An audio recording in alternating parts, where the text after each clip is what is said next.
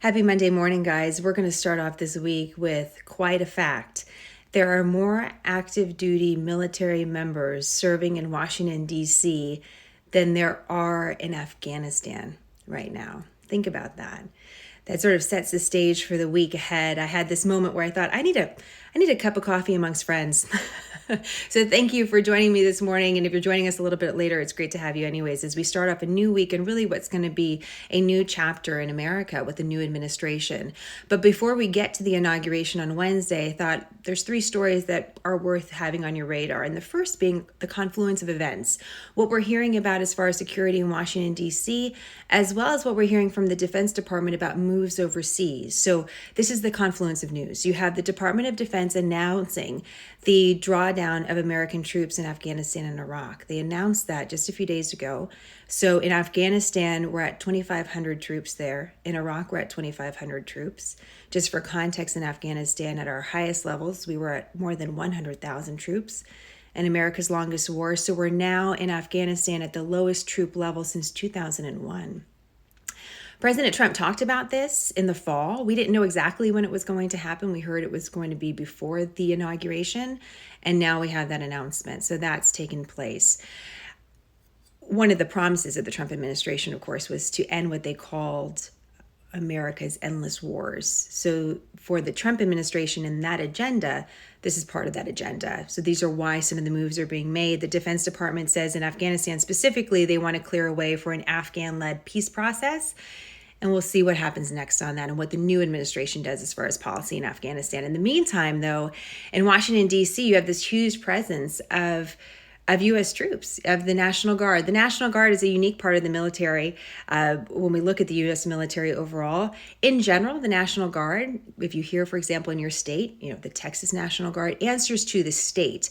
They can be mobilized, though, by the president, and then they become part of the federal forces. That's why National Guard troops can be sent overseas, for example, can be sent to places like Afghanistan and Iraq. But now we know that they're going to be authorized up to 25,000 troops in Washington, D.C. The exact number we don't know.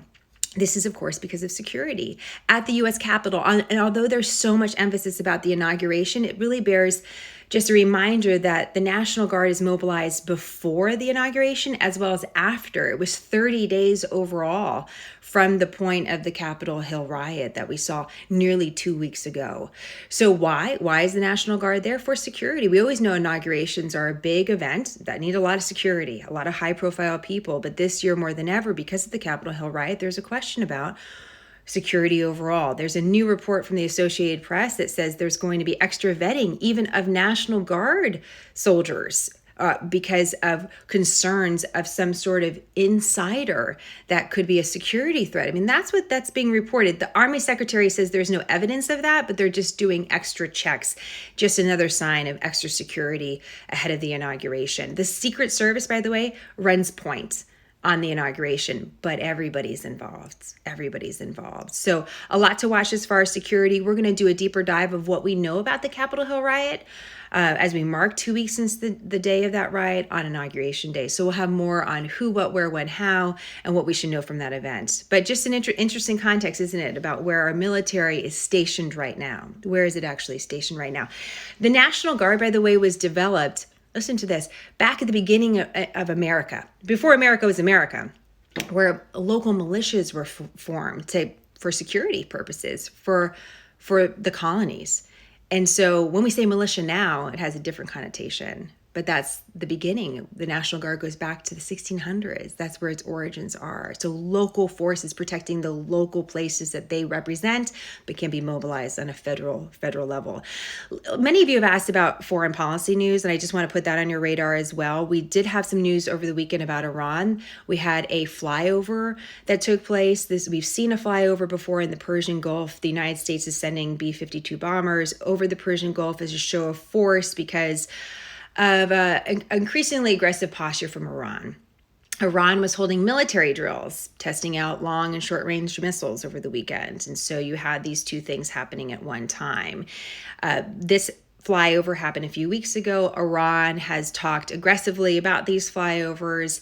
In the meantime, you all know the background. We talked a little bit about it. We had rockets fired at the U.S. Embassy in Baghdad by Iranian-backed militias, the United States says. You had Iran talking about moving closer towards a nuclear weapon. You have Iran seizing an oil tanker. So you have these movements by Iran. You also have these movements by the Trump administration to show also a posture of force. So that's taking place in the Middle East, and it's something to keep an eye on. In the meantime, I went back and listened to Secretary Pompeo, Secretary of State, gave a big speech last week at the National Press Club about Iran and al-Qaeda, and for the very first time detailed the relationship between these two. This matters because in the past, there's been an academic debate about whether or not Iran and al-Qaeda could work together. Al-Qaeda follows one branch of Islam and Iran follows another, and so many think, well, they don't like each other. But Secretary Pompeo actually detailed a relationship that goes back 30 years. And he said that Iran is the new Afghanistan, except worse because Iran is giving cover for al-Qaeda to operate freely. And unlike Afghanistan, where there's a U.S. presence, we don't have that in Iran.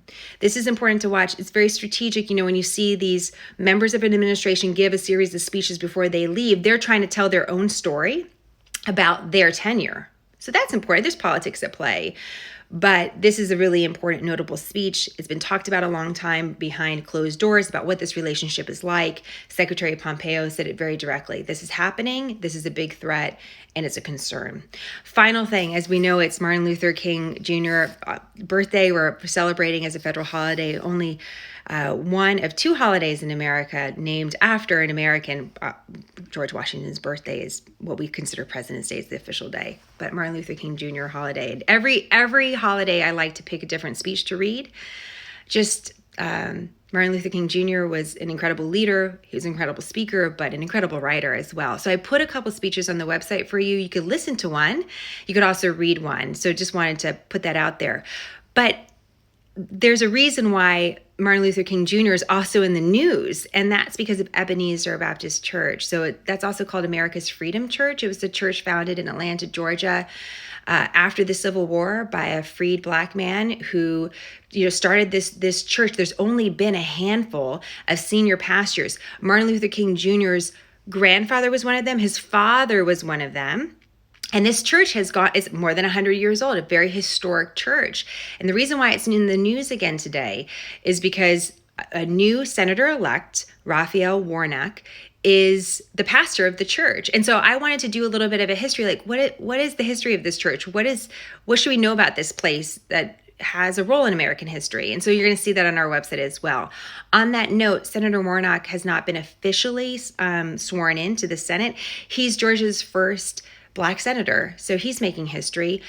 Georgia has to basically put the bow on its election results, and once that's done, then he can be sworn into the Senate with the other Democrat senator from Georgia as well. So that's going to be really important to watch, because until these senators are sworn in, then we'll kind of know more about the agenda moving forward, impeachment trial, all of that. But there's some business that we need to take care of first, and this is part of it. So we'll watch for that. One quick note, and this is just sort of something I was thinking about last night. One of the remarkable things about this time, and there's many remarkable moments and facts that we need to mark, but one of the most remarkable facts about this time that we're in is that the Senate is 50 Republicans and 50 Democrats. Remember, the Senate is supposed to be that stable force in America. Longer terms where the House is turning over every 2 years. So we're at this point in America where it's 50-50. And it's a real lesson about how your perception really impacts reality. Because you could look at that 50-50 and you can say, America is more divided than ever. Or you could look at the 50-50 and go, balance, right? You could look at it both ways if you want to, maybe at the same time.